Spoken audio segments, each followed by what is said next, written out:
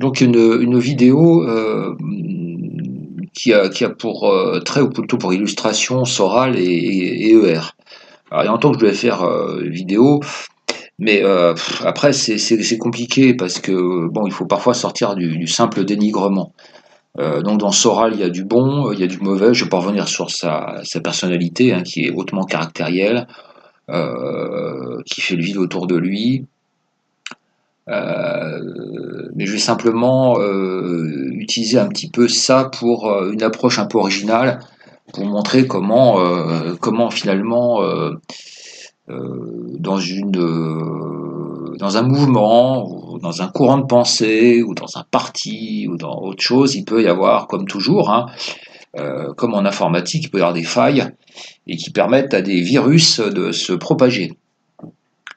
Donc je voulais surtout insister là-dessus. Alors, je veux dire, il n'y a pas un système qui est à l'abri, hein, et on voit bien, je ferai la même chose avec Suevelos et compagnie. Mais là, je voulais parler à propos de Sora LER. Alors, qu'est-ce qui se passe dans le Sora LER? Donc, vous avez un discours anti-système qui est pertinent, hein, auquel moi j'adhère, hein, globalement. Le problème, le revers de la médaille, c'est que bah, ça amène à un discours de dénigrement systématique. Et ça permet à certaines personnes qui sont des ennemis de la France bah, d'être à l'aise, hein, puisqu'ils ils peuvent tout à fait tenir le même discours que nous, et puis s'infiltrer dans les mouvements. Et puis, bah, on se rend compte, hein, donc ça c'est enfin, le plus bel exemple, c'est Salim Laibi, hein, par exemple. Hein. Euh, donc ça aboutit à saper les fondations, puis finalement on en arrive à tout critiquer et à ne faire que critiquer. Donc on est plus que dans un discours de destruction, et on ne sait plus avoir, c'est un conditionnement mental, on ne sait plus avoir un discours de construction. Et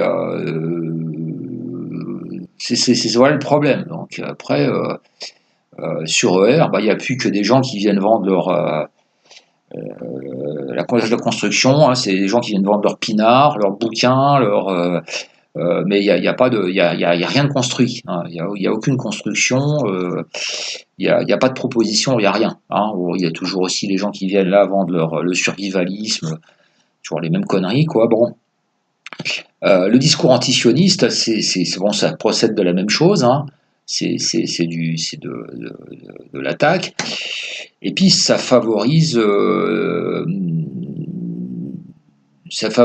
la propagande islamiste, hein, avec le fameux principe des ennemis de mes ennemis sont mes ennemis. Ben non, les ennemis de mes ennemis peuvent aussi être mes ennemis. Hein. Les islamistes,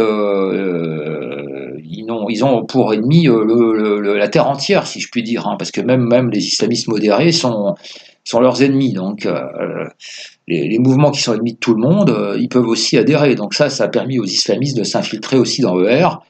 Et donc voilà, là on retombe à l'AIB, hein, donc notamment. Hein. Donc finalement, qu'est-ce que ça a permis de tout ça? Ben, on se rend compte que ça a permis, par exemple, donc aux anticolonialistes et aux islamistes de s'approprier le débat, de s'infiltrer. Anticolonialistes, donc Dieudonné, hein, notamment, hein, qui est le plus bel exemple. Alors moi j'estime que c'est un système qui est toxique, hein, qui est délétère, en termes de pensée. C'est un système c'est un système qui promeut la haine, et la haine n'est pas quelque chose de positif. Hein. La haine, ça vous rend dingue, ça vous fait faire n'importe quoi. C'est pas efficace. C'est aussi un système de faible. Hein. C'est-à-dire que si on est là pour chercher chez les autres les couilles qu'on n'a pas, c'est grave. Et ça, c'est un reproche qu'on peut faire un peu à tous les mouvements soi-disant dissidents. Hein. Donc là encore, si c'est chercher des alliés parmi les panafricanistes, parmi chez Kébi Seba, etc., ou parmi les islamistes, je vois pas l'intérêt. parmi les Iraniens, je vois pas l'intérêt. Donc moi, je pense qu'il faut résolument privilégier une approche plutôt constructive et de renforcement, hein, de retrouver des forces. Voilà, donc ce que je pense, hein, donc des failles qu'on retrouve dans ce mouvement ER. Alors je le redis, hein, il n'y a pas que des mauvaises choses, hein, mais il faut de la lucidité, il faut un esprit critique, il faut une pensée libre, il ne faut pas tomber dans le fanatisme, et il faut penser avant tout il faut penser France. Hein. Macron disait penser printemps, moi je dis penser France avant tout. Voilà.